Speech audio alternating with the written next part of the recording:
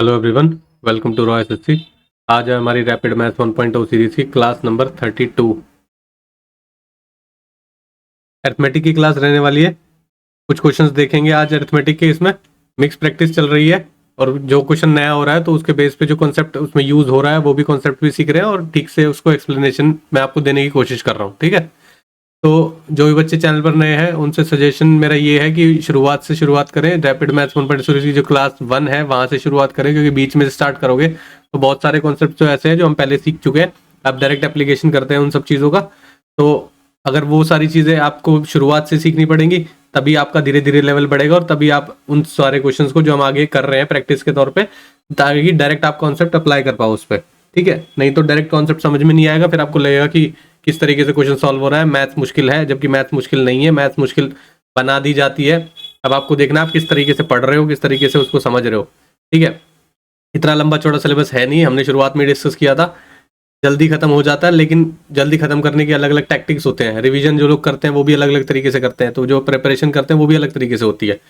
हर तरीका जो भी आप लोग सुनते हो टॉपर से, इतना टाइम लगता है इतना टाइम लगता है, तो आप ना थोड़ा सा खुद का दिमाग भी लगाया करो कि कितनी चीज़ कितने टाइम में कवर हो सकती है। ठीक है ना, जो भी बच्चे चैनल पर नए हैं और फिर CGL CHS CPO MTS की प्रिपरेशन कर रहे हैं उन सभी के लिए सारी सीरीज जो है 1.0 जो सीरीज मैथ्स के लिए है और रीजनिंग के लिए काफ़ी हेल्पफुल रहने वाली है।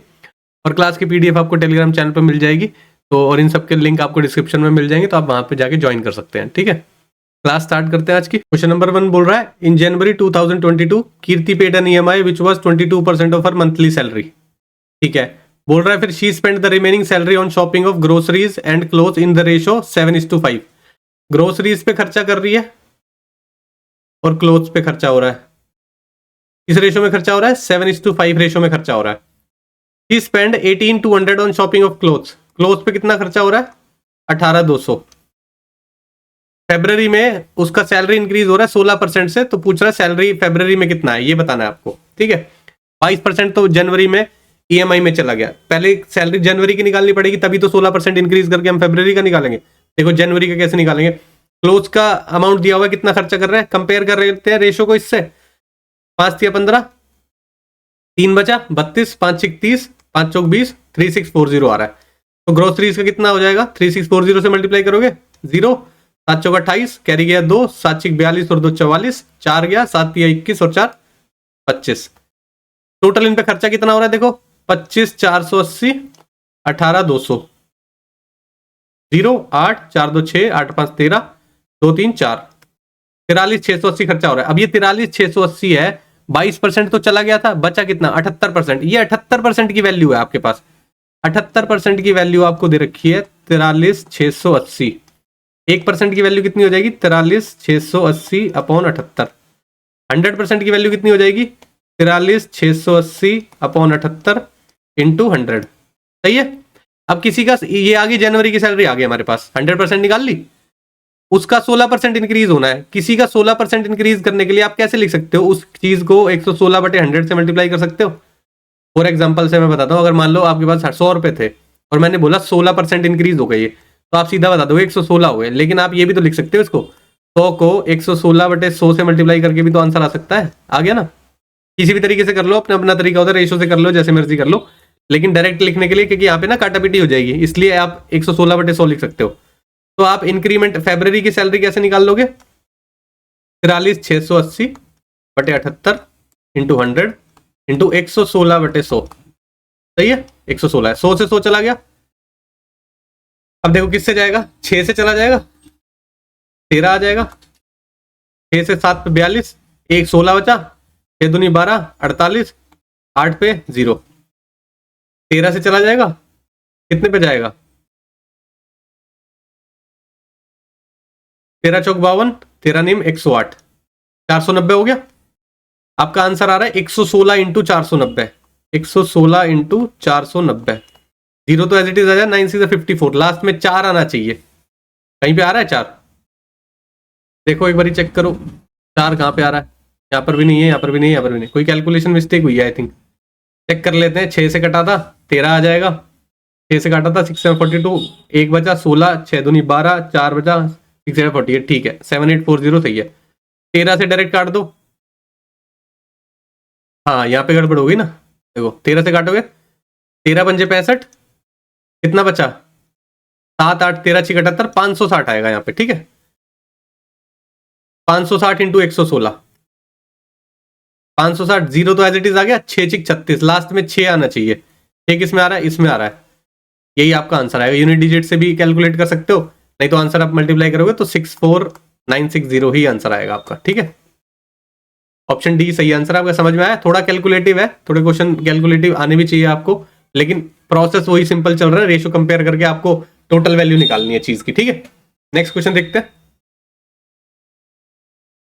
बोल रहा है in an examination a candidate had to sit for 3 papers ABC, 3 paper दे रहा है ABC, the candidate secured 75% mark in A, 80% in B, 60% in C. If the weightage assigned to paper A B C were 40%, 50% and 10%, ठीक है, then find the weighted percentage of the marks obtained by the candidate when all 3 papers were taken together, ठीक है। अब देखना क्या क्या चीजें बोल रहा है। ए में आए हैं उसके 75%, बी में आए हैं उसके 80%, सी में आए हैं उसके 60%, ठीक है। वेटेज क्या है असाइंड पेपर्स की, इसका 40% कैलकुलेट हो रहा है, तो 75 का 40% कितना हो जाएगा आपका, निकालोगे तो।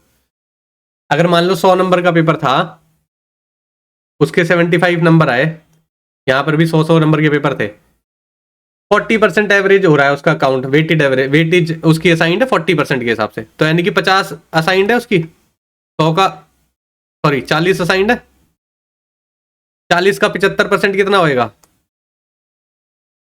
40 का 75% निकाल लो। कैसे निकालोगे, ऐसे 30 हो गया, 40 का 75% 30 हो गया। अब यहाँ पे क्या बोल रहा है, दूसरे वाले में 50 है, तो इसकी वेटेड एवरेज कितनी 50 बोल रहा है, इसका 80%, 8 5 40, 40 इसकी वैल्यू हो गई। इसका बोल रहा है 10%, इसका 10% कितना होगा 10, 10 का 60%, ठीक है। पूछ रहा है फिर परसेंटेज कितनी आई है, तीनों पेपर जब साथ में लिए गए हैं, तीनों पेपर जब साथ में लिए गए कितने स्कोर किए हैं उसने, 40 और 70 76 स्कोर किया है, कितने में से 50 40 90 और 100 में से, 100 में से 76 स्कोर किया तो कितना परसेंट हो गया, इंटू 100 करके परसेंटेज निकाल सकते हो, 76% उसका स्कोर हो गया। ऑप्शन डी आपका सही आंसर हो गया। समझ में आया। वेटेज की बात यहां पे जो बोली गई है, वेटेज का मतलब है उस वाले मार्क्स को, जो मार्क्स हैं उस पेपर के, उसको कितने परसेंट से कैलकुलेट किया जा रहा है। 100 को माना जा रहा है 40, तो उसके 75% मार्क्स जो आएंगे वो 100 में से तो 75 आएंगे, लेकिन 40 में से कितने आएंगे 30 आएंगे, ठीक है। तो इस तरीके से कैलकुलेशन हुई है इसकी, समझ में आया। वेटेज इस तरीके से कैलकुलेट करते हैं कि उसमें से हम कितना मार्क्स कैलकुलेट करें, जैसे क्या होता है ना, उसको हम हाफ मार्क्स में कैलकुलेट करेंगे, इस तरीके की चीज हो रही है यहाँ पे, ठीक है। मतलब 100 नंबर का पेपर है, लेकिन बाद में क्या है उसके वेटेज 50% लेंगे, हम लेंगे इस पेपर 100 नंबर का, लेकिन वेटेज काउंट करेंगे 50% के हिसाब से। अगर आपके 100 में से 90 नंबर आए तो बोलेंगे 50 में से आपके 45 नंबर आए हैं, समझ में आया। इस तरीके की चीज हो रही है यहाँ पे, तो वही हमने कर दिया बस। उसके बाद परसेंटेज पूछा, परसेंटेज निकाल दिया, ये स्कोर किया है उसने, ये टोटल नंबर्स है, बस परसेंटेज निकल जाएगी, ठीक है। नेक्स्ट क्वेश्चन देखते हैं। बोल रहा the ratio of the number of boys in school to the total number of boys and girls in school 7:17। ये बॉयज है, टोटल स्टूडेंट्स है ये, ठीक है। If the number of boys in the school is 1099, इसकी value दी हुई है 1099। Ratio compare करोगे 7 एकम 7, 3 बचा, 7 पंजे 35, 157। पूछ रहा how many girls are in the school. जब रेशियो में बॉयज 7 थे, टोटल स्टूडेंट 17 है, तो गर्ल्स कितनी रह जाएंगी 10। रेशियो के कंपैरिजन में एक रेशियो की वैल्यू 157 है, तो 10 की कितनी हो जाएगी 1570। यही आपका आंसर है, ऑप्शन ए सही आंसर है। निकाल ऐसे भी सकते हो, 17 को 157 से मल्टीप्लाई करोगे टोटल बच्चे आ जाएंगे, फिर भी आप गर्ल्स निकालोगे। गर्ल्स कैसे निकालोगे, टोटल में से बॉयज माइनस करके गर्ल्स निकालोगे, तो इसलिए सीधा ही निकाल लो, ठीक है। नेक्स्ट देखते हैं। The percentage profit earned by selling an article for ₹2000 is same as the percentage loss incurred by selling the same article for 1200। अगर आर्टिकल को 2000 रुपए में बेचा जाता है और आर्टिकल को 1200 रुपए में बेचा जाता है, यहां पर कहीं उसका कॉस्ट प्राइस है, नहीं पता कितना है। बोल रहा है 2000 में बेचता है तो सेम प्रॉफिट होता है, जबकि जो 1200 में बेचता है तो उसी सेम आर्टिकल पे सेम परसेंटेज का लॉस होता है। मान लो X% का प्रॉफिट हुआ, तो x परसेंटेज का लॉस हो रहा है यहाँ पे। यानी इन दोनों पूरे में इसकी वैल्यू कितनी है 2x, सही है। गैप कितना है 800 का, x की वैल्यू कितनी आ जाएगी 400। भाई 2x की वैल्यू 800 थी, x की वैल्यू 400 आ गई, तो यानी कि यहाँ 400 का फायदा हो रहा है, 400 का फायदा हो रहा है। तो कॉस्ट प्राइस जब आपको निकालना है, सेलिंग प्राइस में से फायदा माइनस कर दोगे तो कॉस्ट प्राइस आ जाएगा। कॉस्ट प्राइस कितना आ जाएगा 1600। फिर क्या बोल रहा है, at what price should the article be sold to make profit 20%। 20% का प्रॉफिट लगना है इसमें अगर आप 20% का प्रॉफिट ऐड करोगे, 16 दूनी 32, 320 ऐड करोगे, 16 और 3 19, 20 आपका सेलिंग प्राइस हो जाएगा। कहाँ पे, ऑप्शन सी में दिया हुआ है, सी सही आंसर है। समझ में आया। ये जो चीज की हुई है, हमें नहीं पता था कॉस्ट प्राइस कहाँ है, लेकिन कॉस्ट प्राइस निकालना तो पड़ेगा क्योंकि 20% लास्ट में प्रॉफिट पूछ रहा है। जब आपके पास कॉस्ट प्राइस नहीं होगा तो 20% प्रॉफिट निकालोगे किस पे, तो कॉस्ट प्राइस निकालना है ना। तो कॉस्ट प्राइस निकालने के लिए सब चीज ये दिया क्या हुआ है, कंडीशन ये दी हुई है कि जितने का प्रॉफिट यहाँ पे हो रहा है उतने का लॉस यहाँ पे हो रहा है। ये माइनस है, यहाँ पे माइनस लिख लेना। तो जब दोनों में सेम चीज हो रही है तो दोनों का गैप कितना आ रखा है, 800 गैप आ रखा है, 2x की वैल्यू है, तो 400 की वजह से वो गैप क्रिएट हो रहा है।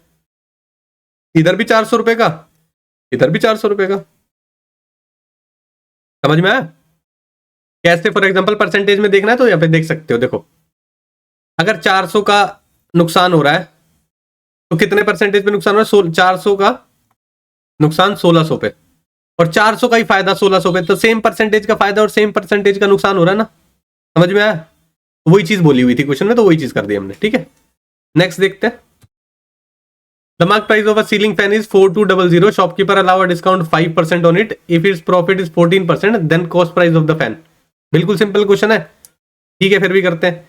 मार्क प्राइस कितना दिया हुआ है 4200 दिया हुआ है, डिस्काउंट कितना है 5% है, प्रॉफिट कितना है 14% का प्रॉफिट है। मार्क प्राइस का 5% माइनस करोगे तो सेलिंग प्राइस आ जाएगा। 5% निकाल लो इसका, 5 दूनी 10, 5 चौक 20 और 21, 210 रुपए इसका डिस्काउंट हो गया। मार्क प्राइस में से डिस्काउंट माइनस करोगे तो सेलिंग प्राइस आ जाएगा। 4200 में से 210 माइनस कर दो, 200 उड़ गए, 4000 बचे, 3990 बच गया सेलिंग प्राइस। ये कह रहा है 14% का प्रॉफिट हो रहा है इस। तो कॉस्ट प्राइस अगर आपका कुछ भी था तो यानी कि ये जो वैल्यू दी हुई है, अगर मान लो कॉस्ट प्राइस 100 था और प्रॉफिट 14% का हो रहा है तो कितना हो गया सेलिंग प्राइस 114। आपको 114 की वैल्यू 3990 दी हुई है।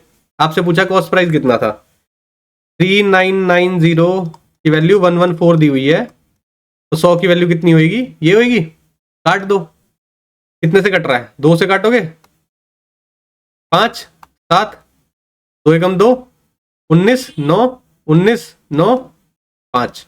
ठीक है, कितने पे जा रहा है 3 पे चला जाएगा, 150, 7 या 21, 171 हो गया, 171 हो गया तो 70 ही मान लो, 29 28 हो गया, 285 बचा।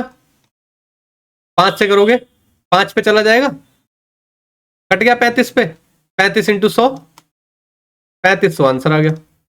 ऑप्शन डी में दिया हुआ यही सही आंसर है। ठीक है, थोड़े टेबल्स तो डायरेक्ट काटने सीख जाओगे, इतना टाइम हो गया कैलकुलेशन सीखते हुए, कॉन्सेप्ट सीखते हुए, थोड़ा तो डायरेक्ट काटना सीखो अब। ठीक है, नेक्स्ट देखते हैं।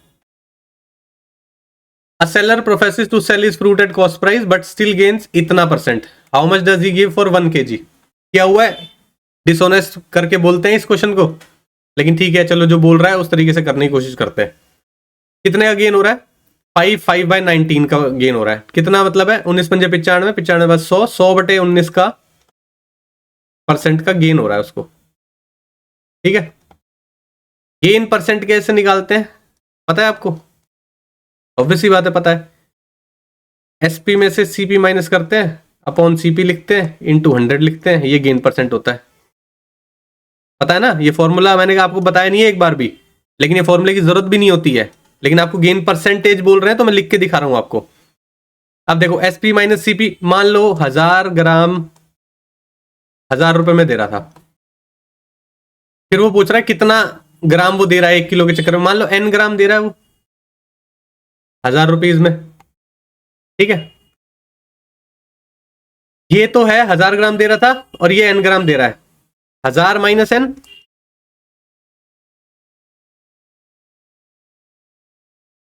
Upon n into 100, gain percent आ गया। गेन परसेंट कितना है 100/19, ये इससे ये चला गया।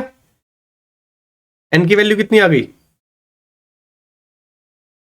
इसको इधर मल्टीप्लाई कर दोगे कितना आ जाएगा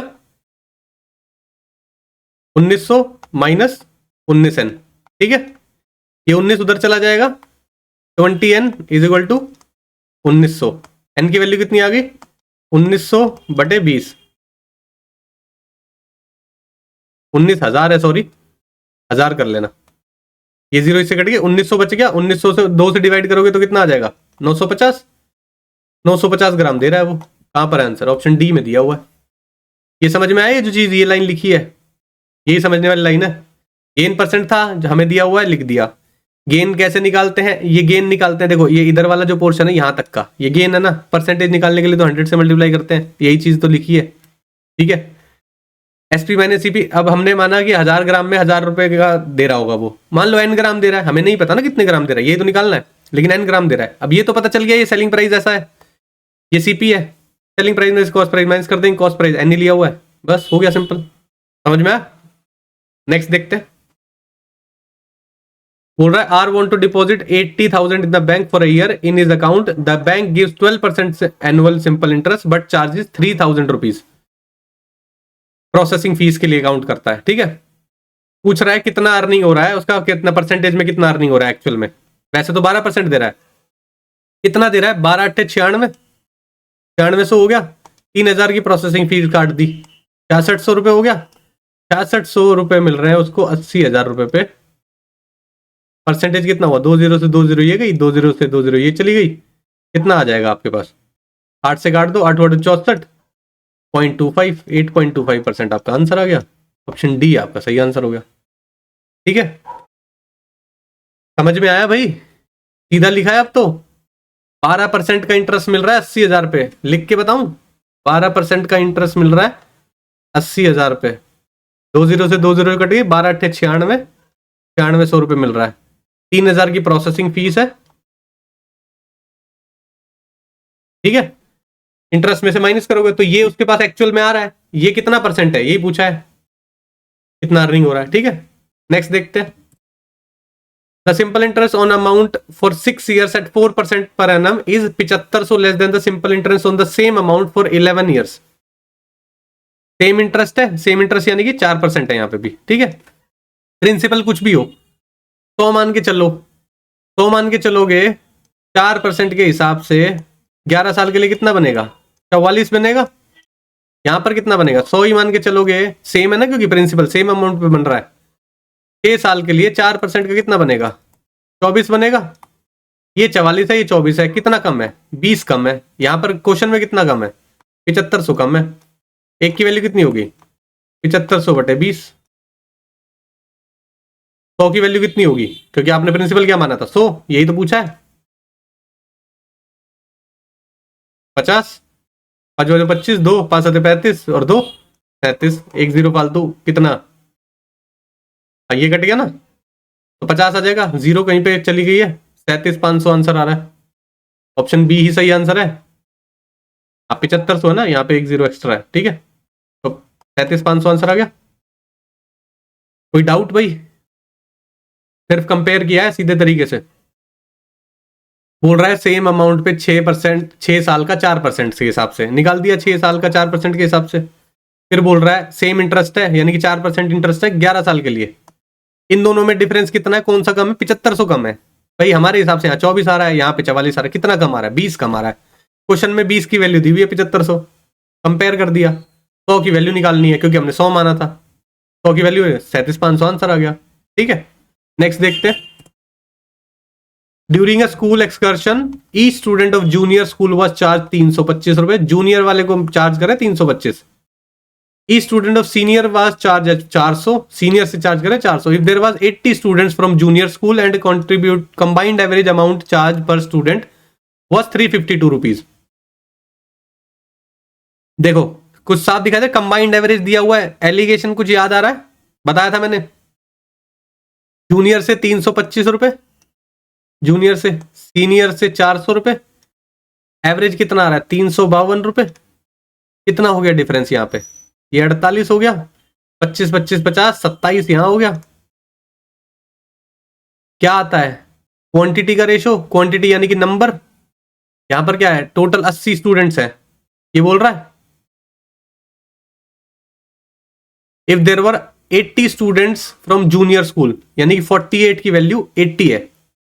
सही है, काटा पीटी कर सकते हो, 3 निम 27, 3 एकम 3, 3 छिक 18, 16:9।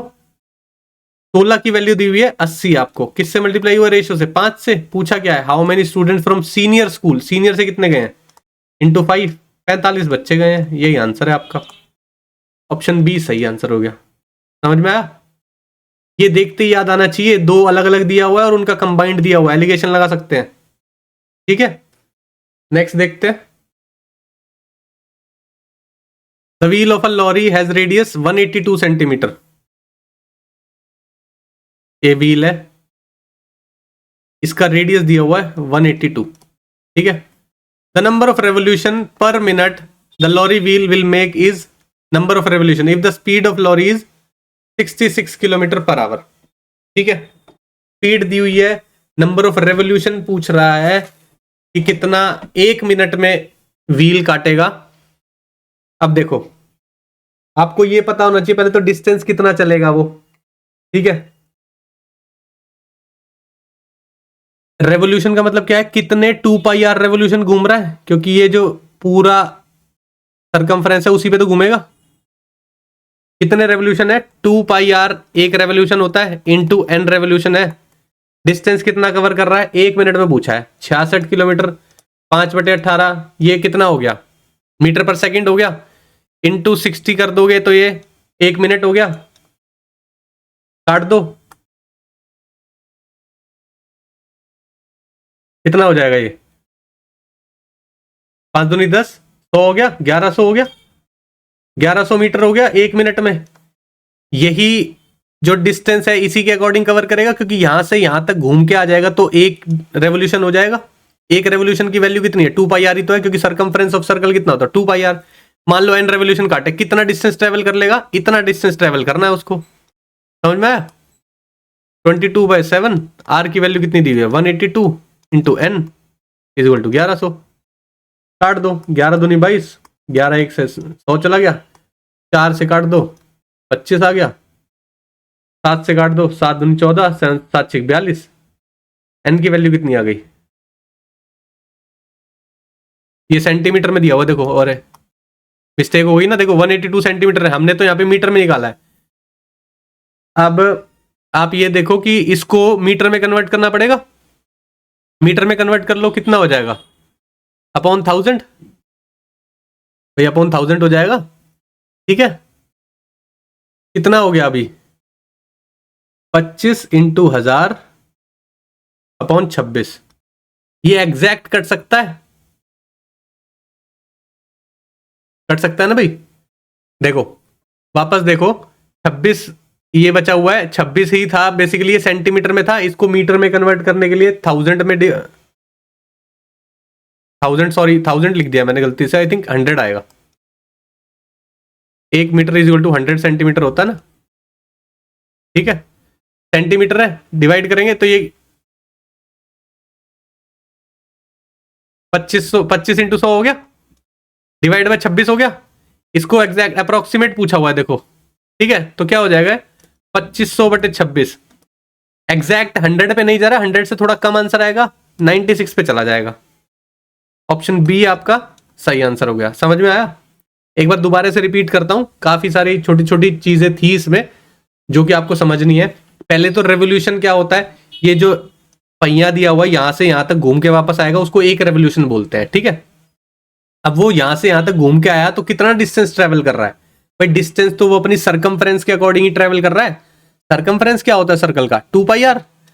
अब हमें बताना कितने रेवोल्यूशन ऐसे 2πr के काट दिए, हमने मान लिया n रेवोल्यूशन काट दिए उसने। अब उसने पूछा है 1 मिनट में पूछा है, हमें यह पता चल जाएगा कि 1 मिनट में वो कितना डिस्टेंस ट्रेवल कर रहा है, तो उसके कंपेयर कर देंगे उससे। 66 किलोमीटर पर आवर की स्पीड दी हुई है, 1 मिनट की स्पीड निकाल दी हमने, 1100 मीटर चलेगा। ठीक है, उस 1100 मीटर को कंपेयर कर दिया कि कितने रेवोल्यूशन कन्वर्ट होंगे 2πr के अकॉर्डिंग, कंपेयर कर दिया। अब यहाँ पे देखना, ये जो 182 था सेंटीमीटर में दिया हुआ था, इसको मीटर में कन्वर्ट करने के लिए डिवाइड बाय 100 कर देंगे, क्योंकि 1 मीटर 100 सेंटीमीटर के बराबर होता है, तो सेंटीमीटर की वैल्यू निकालनी है तो डिवाइड बाय 100 हो जाएगा, तो मीटर में कन्वर्ट हो गया, काटा पीटी कर दिया, 2500/26 आ गया। अप्रोक्सीमेट में आंसर आ रहा है वैसे भी, इसको डिवाइड करोगे तो 100 से नीचे ही आएगा, क्यों? क्योंकि 2600 होता है तो 100 पे चला जाता है, 2600 से थोड़ा सा नीचे है तो 96 आंसर आएगा। ठीक है, नेक्स्ट क्वेश्चन देखते हैं। बोल रहा है 2 men walk from a place at speed of 9 kilometre per hour, 12 kilometre per hour respectively. First man takes 20 minutes more than the second one to cover the journey. ठीक है, हमें नहीं पता डिस्टेंस पूछा है जर्नी का, हमें ये तो पता है ना डिस्टेंस अपॉन स्पीड टाइम होता है, distance upon speed minus distance upon speed कितना टाइम, यहां पे भी किलोमीटर पर आ रहा है तो इसको भी आवर में कन्वर्ट कर देंगे। अब ये पहले क्यों लिखा है मैंने, दोनों में डिफरेंस कितना है 20 मिनट का, एक 20 मिनट लेट पहुंचता है, ठीक है, ज्यादा लेता है ना टाइम, दोनों का डिफरेंस कितना आना चाहिए 20 मिनट आना चाहिए। अब मैंने 9 लिखा है यहाँ पे, डिनोमिनेटर छोटा होगा तो न्यूमरेटर ये टोटल वैल्यू बड़ी आएगी, बड़े में से छोटा ही तो घटा के पॉजिटिव रहना चाहिए, तभी तो 20 मिनट का डिफरेंस आ रहा है, तो इसलिए ये चीज मैंने पहले लिखी है। ठीक है, एलसीएम ले लो इसको, 36 आ जाएगा, 9 चौक 36, 12 दिया 36, 20 दिया 1/3 हो गया, x/36 इक्वल टू 1/3, 3 से कट गया 12, x की वैल्यू आ गई कितनी 12 किलोमीटर। सिंपल, ऑप्शन डी सही आंसर हो गया। समझ में आया भाई, distance upon speed time, distance upon speed time, दोनों में कितने का डिफरेंस है, 20 मिनट लेट पहुंचा है तो दोनों का डिफरेंस हमने 20 से इक्वल रख दिया, बस और क्या किया है, पढ़ाया है स्पीड टाइम डिस्टेंस जब करा रहा था, वही चीज यहां पर की है। नेक्स्ट देखते हैं, A boat goes 20 kilometer upstream, 44 kilometer downstream in 8 hours. In 5 hours, 15 kilometer upstream and 22 kilometer downstream. Speed of the boat in still water. 20 kilometre upstream, 44 kilometre downstream के हिसाब से 8 घंटे में चला गया। 15 किलोमीटर अपस्ट्रीम, 22 किलोमीटर डाउनस्ट्रीम, 5 घंटे में चला गया। अब देखो यहां पर मैंने बताया था इस तरह की इक्वेशन जब बनती है तो आप इक्वेशन सॉल्व करते हो, लेकिन इस तरह का क्वेश्चन बना होता है हिट एंड ट्रायल से करने के लिए। ये कौन सी वैल्यू से कट रहा है, डी की ऐसी कौन सी वैल्यू हो जो ये कट जाए, 11 समझ में आ रहा है क्योंकि 11 का ही मल्टीपल दिया हुआ है बड़ा नंबर। ठीक है, अगर डी की वैल्यू 11 रखते हैं तो ये 4 आ जाएगा, ये 2 आ जाएगा, ये 2 है तो इसको 3 होना पड़ेगा, 3 होना पड़ेगा तो यू की वैल्यू कितनी हो जाएगी 5, यहां पर यू की वैल्यू अगर 5 होगी तो इसकी वैल्यू कितनी आ जाएगी 4, 4 + 4 8 सेटिस्फाई कर रहा है। डी की वैल्यू 11 है, यू की वैल्यू 5 है। बोट इन स्टिल वाटर पूछा है, स्पीड क्या होता है अपस्ट्रीम प्लस डाउनस्ट्रीम बाय 2, 11 + 5/2 16/2 यानी कि 8 kilometre per hour boat in still water आ जाएगी। अब आप कहोगे डी प्लस यू बाय 2 कैसे किया है, प्रीवियस वीडियोस में बहुत बार समझा चुका हूं इस इक्वेशन के बेस पे कि ये कैसे होता है। ठीक है ना, कितना है 8 किलोमीटर, ऑप्शन सी सही आंसर है। ठीक है, नहीं तो दोबारा भी समझना है, डाउनस्ट्रीम की स्पीड क्या होती है बोट्स प्लस स्ट्रीम, अपस्ट्रीम की स्पीड क्या होती है बोट माइनस स्ट्रीम, इन दोनों को प्लस करोगे, प्लस करने पे 2b आ जाएगा, downstream plus upstream equal to 2b, downstream plus upstream by 2 equal to boat की स्पीड आ गई, यही चीज मैंने की है यहाँ पे। ठीक है, नेक्स्ट देखते हैं, Rajdhani express train of length 108 metre is running at a speed of 128 kilometre per hour. ये लेंथ दी हुई है राजधानी एक्सप्रेस ट्रेन की और उसकी स्पीड दी हुई है। दूसरी ट्रेन है 148 मीटर की, खड़ी हुई है स्टेशन पे, पूछ रहा है इन व्हाट टाइम राजधानी express cross the other train. जब क्रॉस करना है तो उसको अपनी लेंथ और दूसरे की लेंथ दोनों पार करनी पड़ेगी भाई। जब यहाँ पे ट्रेन है, ये लंबी ट्रेन है और ये एक ट्रेन यहाँ पे खड़ी है, यहां से यहां तक उसकी लेंथ है, ये कब क्रॉस करेगी जब ये पीछे वाला हिस्सा इसका यहां तक पहुंच जाएगा, तो यानी कि ये इसको भी ट्रेवल करना है और अगले अपनी लेंथ को भी ट्रेवल करना है। ठीक है ना, तभी क्रॉस मानी जाती है। तो कितनी लेंथ ट्रेवल करनी है, दोनों की लेंथ ट्रेवल करनी है, कितना हो जाएगा 148 + 108 कितना हो जाएगा, 148 उसकी है, 108 उसकी है, 8 और 8 16 5 256 मीटर ट्रेवल करना है उसे। कितनी स्पीड है, ये है 128 की स्पीड है, मीटर पर सेकंड में करोगे 5/18, किससे कट जाएगा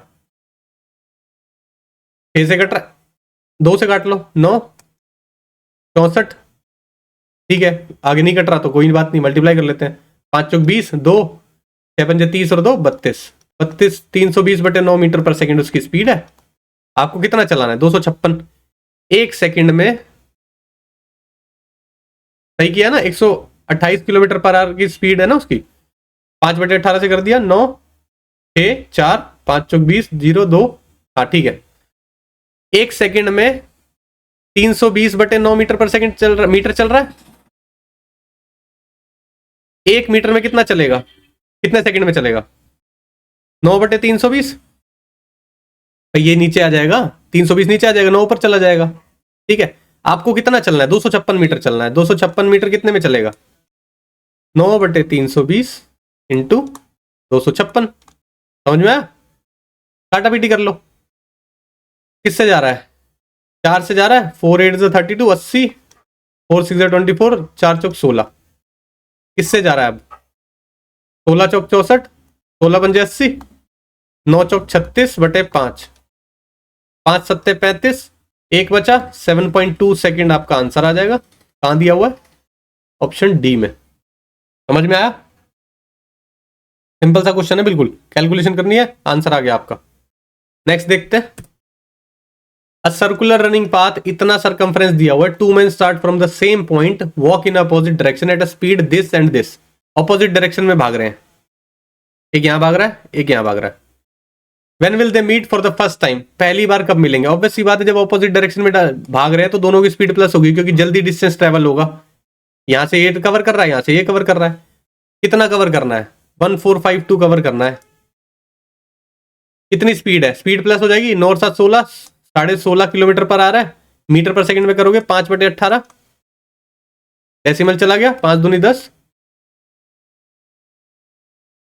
3 से जा रहा है, 3 6 18, 3 पंजे 15, 3 पंजे 15। ठीक है, कितना हो गया? 55/12 मीटर पर सेकंड। ठीक है, कितना टाइम लगेगा? 55/12 1 सेकंड में करता है। 1 मीटर कितने में करेगा? 12/55। सही है। 1452 मीटर कितनी देर में होंगे? 12/55 इंटू 1452 कितना हो जाएगा? 11 से कट रहा है, 11 पंजे 55, 11 कम 11, 3 35, 11 3 33, 2 2, 11 दूनी 22। ठीक है, सेकंड्स आ रहे हैं, मिनट में आंसर दिया हुआ है तो ऑब्वियस सी बात है, ज्यादा आ रहा है, इंटू 60 भी कर सकते हो, मिनट में हो जाएगा। 5 से काटोगे 12 आ गया।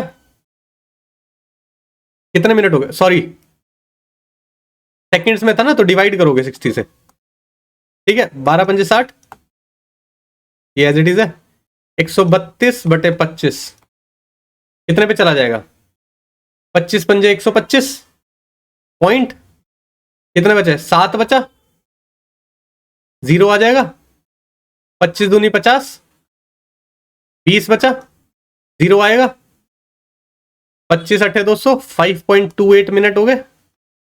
कहां पर दिया हुआ है? ऑप्शन बी में। बी सही आंसर हो गया। समझ में आया? नेक्स्ट देखते हैं। A's efficiency is twice that of B. A की एफिशिएंसी B की 1 है तो A की 2 है, यही बोल रहा है। A can work only for 8 hours a day while B can work for 12 hours a day. A can finish a work in 12 days.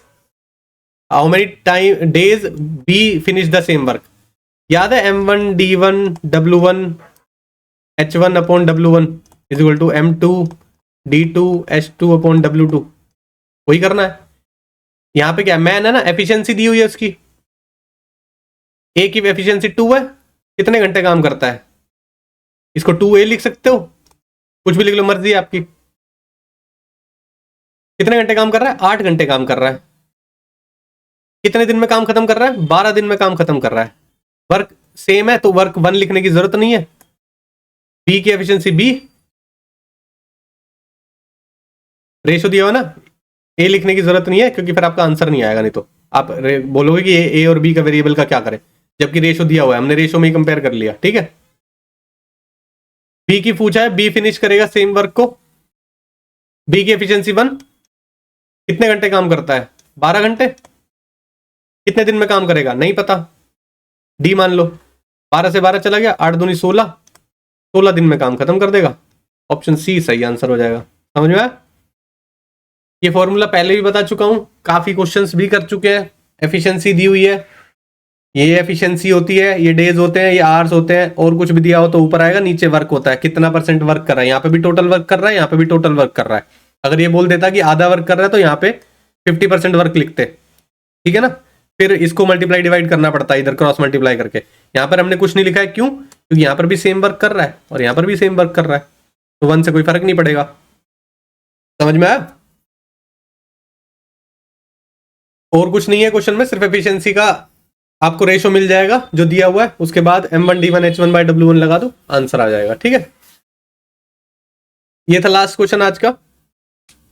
अब थोड़ा थोड़ा लेवल धीरे धीरे बढ़ रहा होगा, आपको लग रहा होगा कि क्वेश्चन कुछ अलग वैरायटी के आ रहे हैं, लेकिन ऐसा कुछ नहीं है। देखो, मैं यही चीज समझाने की कोशिश कर रहा हूं आप सबको कि क्वेश्चन का लेवल आप डिसाइड मत करो। ये देखो कि क्वेश्चन करते टाइम क्या कॉन्सेप्ट वही लग रहा है या कॉन्सेप्ट कोई और ही आने शुरू हो गए हैं।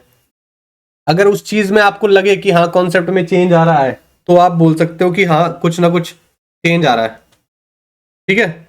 लेकिन जब सेम चीज चल रही है, सेम कॉन्सेप्ट चल रहा है, तो क्वेश्चन कैसे भी बोले क्या फर्क पड़ रहा है? कोई फर्क नहीं पड़ना चाहिए ना उसमें। समझ में आया? तो कोशिश करा करो कि ये समझो कि क्वेश्चन में कॉन्सेप्ट क्या यूज हो रहा है, ठीक है। ये चीजें नहीं देखनी क्वेश्चन में कौन सी शॉर्ट ट्रिक से, ये अलग टाइप का क्वेश्चन है, इसको अलग शॉर्ट ट्रिक से करूं या इसकी ट्रिक बना लूं, इस तरीके की चीजों के पीछे मत भागा करो। बेसिक कॉन्सेप्ट जितना जल्दी स्ट्रॉन्ग कर लोगे ना 2-3 महीने के अंदर, फिर ट्रिक्स आप अपने आप ही बनाने लग जाओ कि ये चीज तो डायरेक्ट जाके वो बन जाती है, फिर अपने आप ऐसे कर लोगे, ठीक है ना। वो दिमाग में कैलकुलेशन चलती है, उसको ट्रिक बोल देते हैं। समझ में आया? तो आज की क्लास के लिए इतना ही रखते हैं, मिलते हैं नेक्स्ट क्लास में। Thank you.